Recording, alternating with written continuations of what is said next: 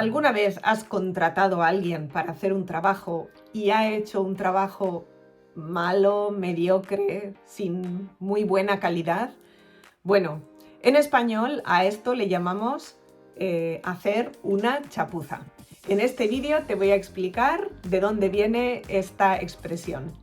Hacer una chapuza en español es una expresión que significa hacer un trabajo malo, rápido, sin cuidado, sin muy buena calidad.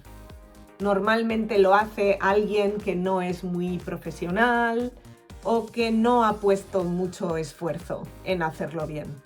Eso es hacer una chapuza. El resultado final es que es una chapuza. Y por eso podemos decir también que alguien es un poco chapucero o chapucera, que hace trabajos de mala calidad.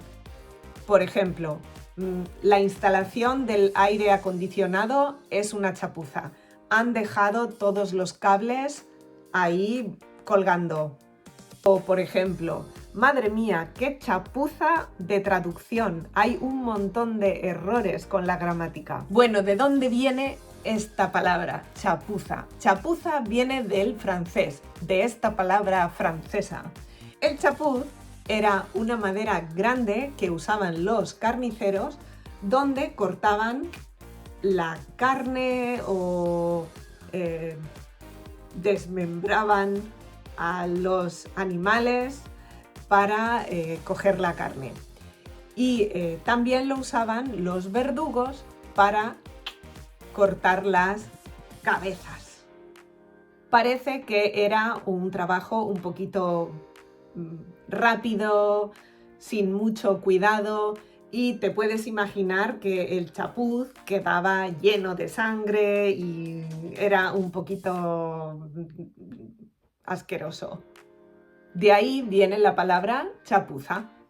¿Conocías esta palabra? Seguro que sí, la has escuchado.